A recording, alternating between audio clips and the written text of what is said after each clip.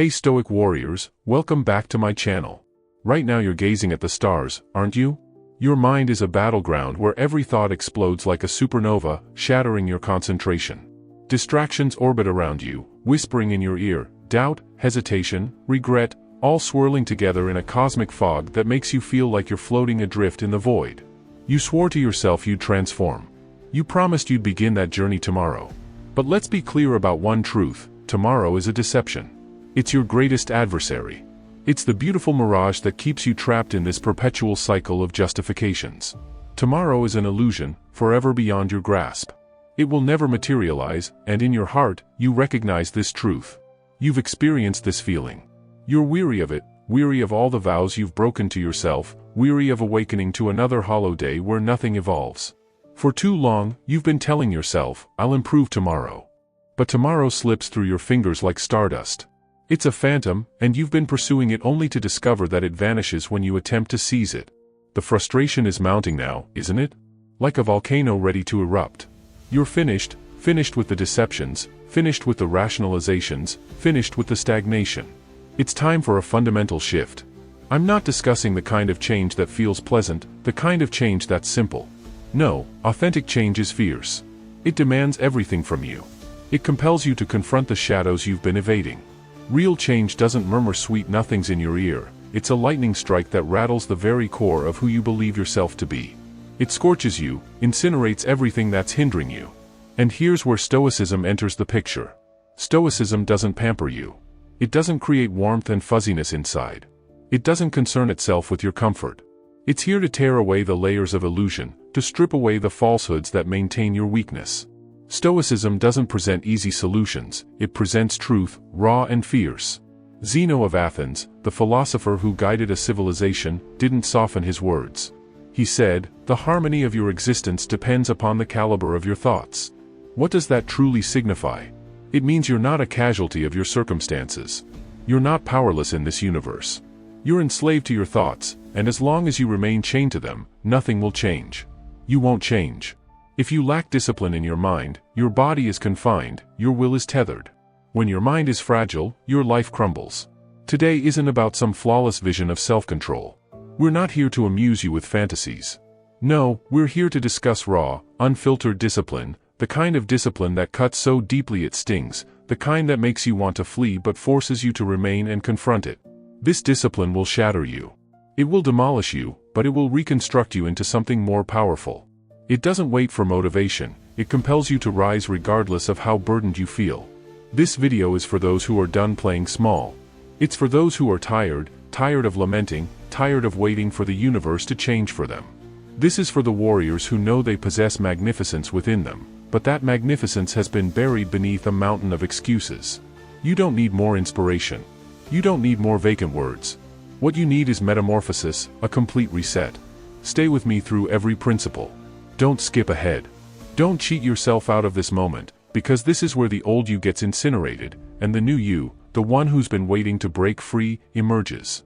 Like this video, drop a comment below. I am no longer a slave to my excuses. Share this with someone who's prepared to ignite their transformation. And don't even contemplate forgetting to subscribe. We're about to demolish every boundary that's been restricting you. Stay with me. The battle for your future is about to commence. Now, let's proceed. Principle 1. Command your dawn hours. The first hour of your day isn't a routine, it's a declaration of war. Awaken, and the universe is already attempting to capture your soul. The moment you climb out of bed and surrender to your device, you're not checking messages, you're capitulating.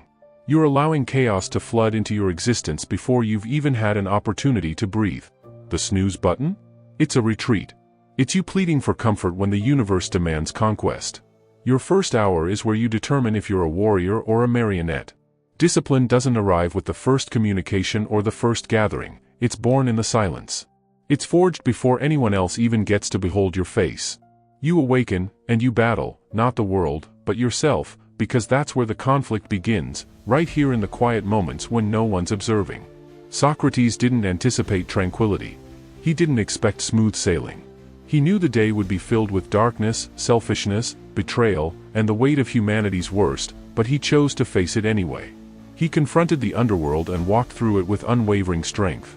That's discipline, not the absence of chaos, but the ability to stride into it and own it.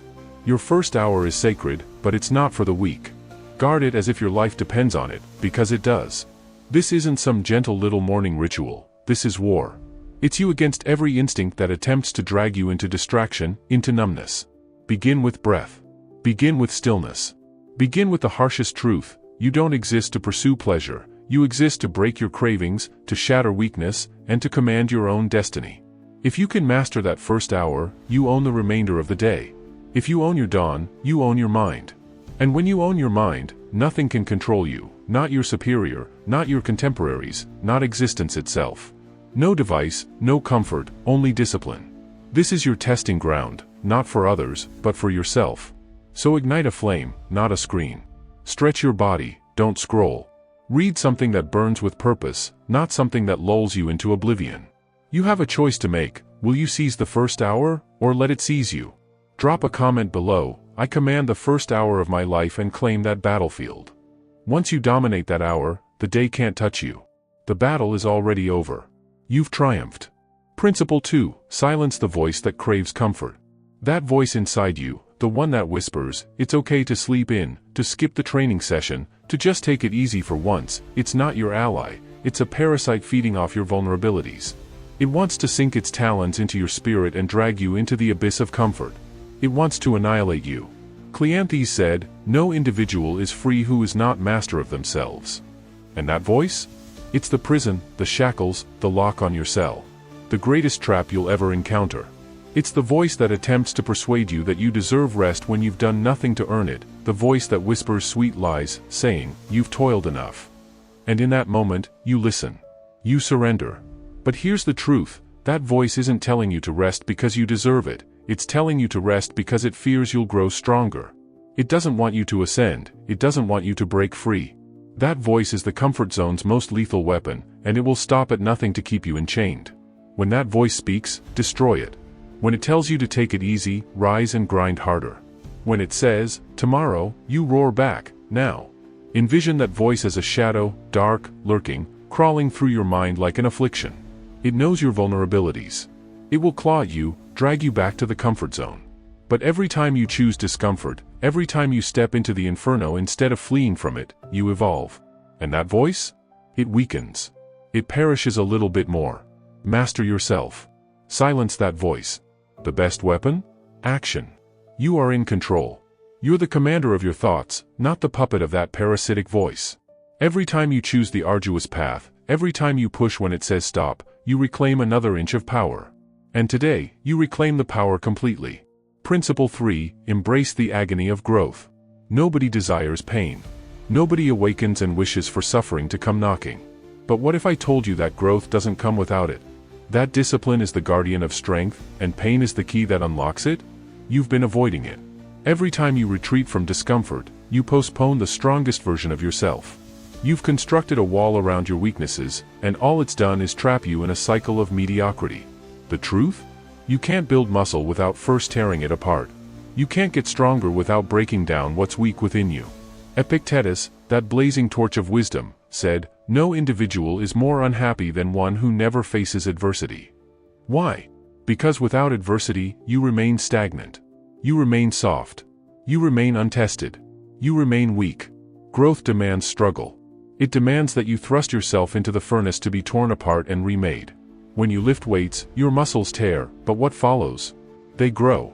When you run, your lungs burn, and your legs scream in agony, but in that suffering, you evolve. Most people flee from it. They shy away from the burn, the grind, the endless ache of improvement.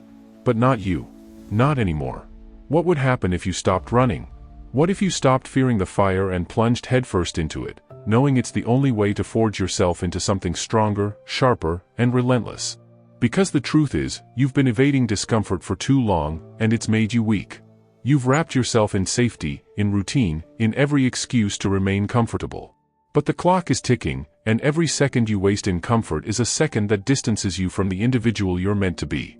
Now, you have a choice. Will you continue hiding from the heat, afraid of the burn, or will you step into the fire, knowing that's the only thing that will mold you into greatness? Pain isn't your enemy, it's the instrument that will carve you into a masterpiece.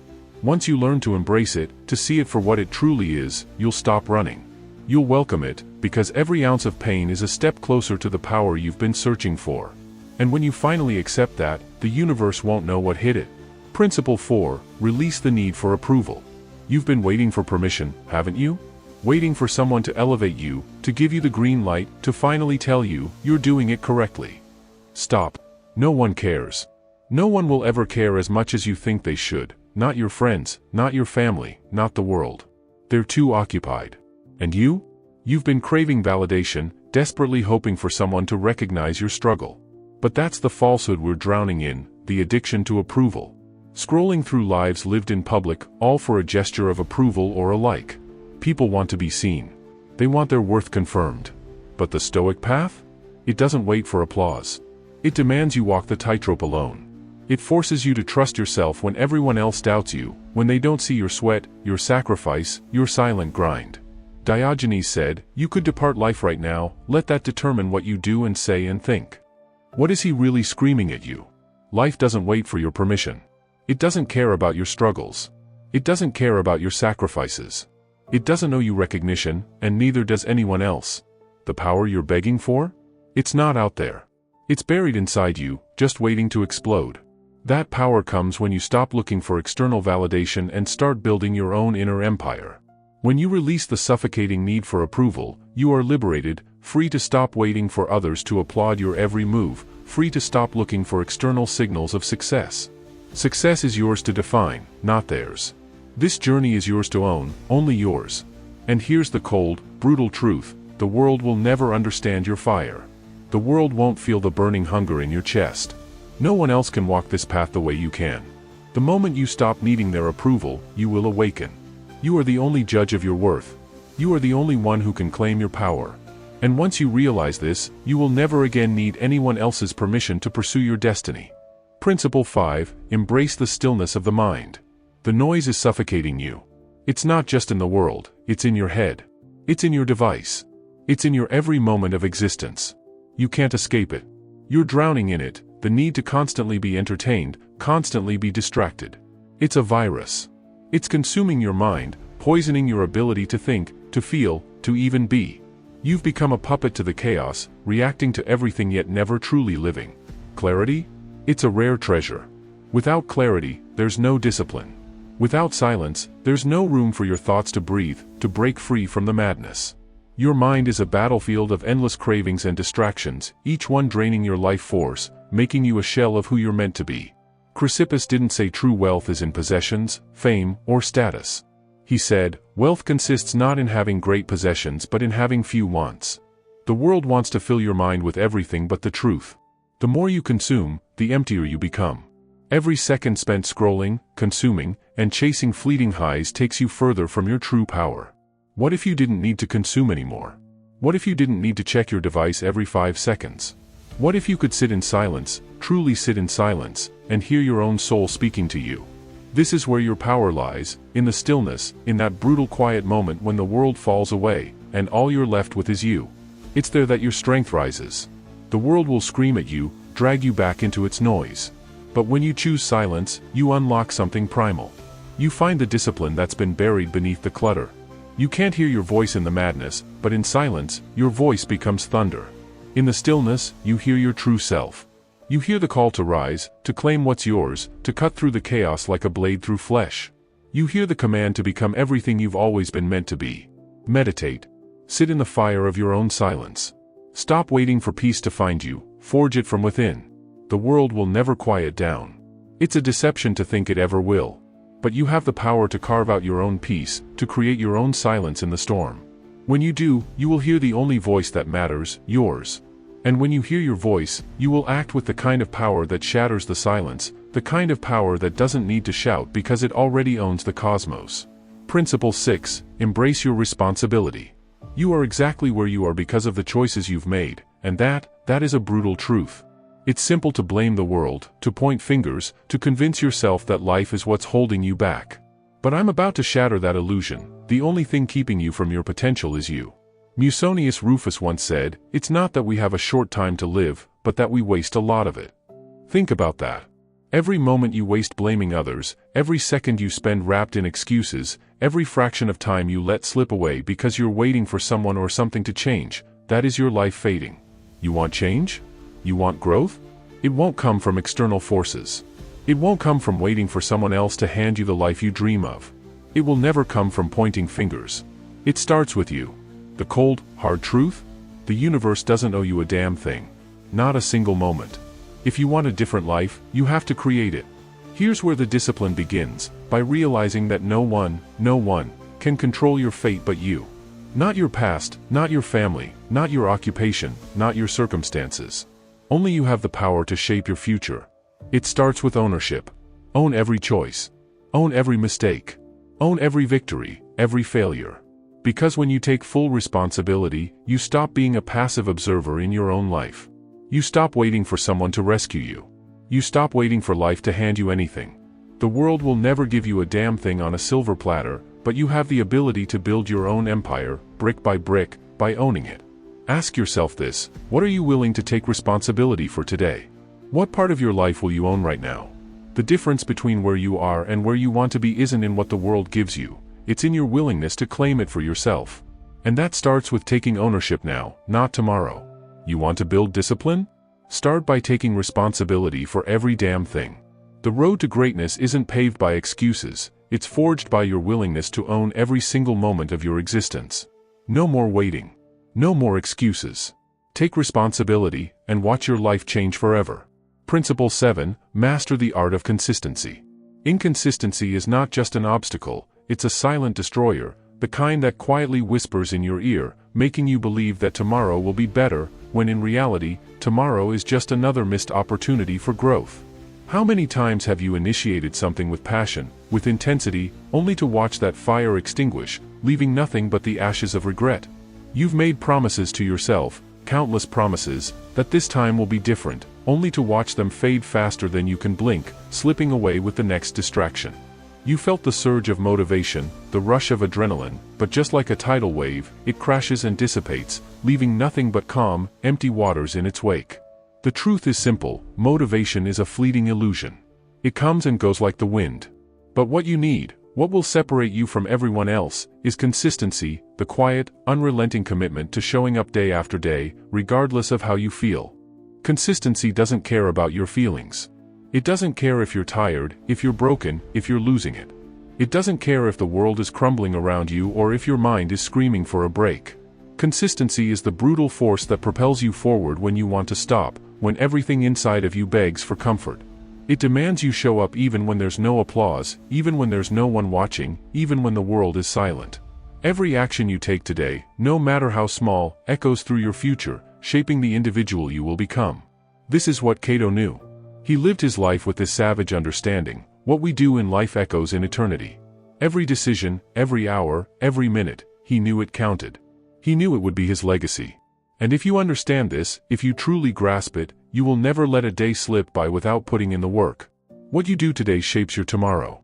Think about this: if you commit to the smallest, most consistent actions every day, they will begin to build, brick by brick, until you look up and realize you've created something massive. Momentum is the key.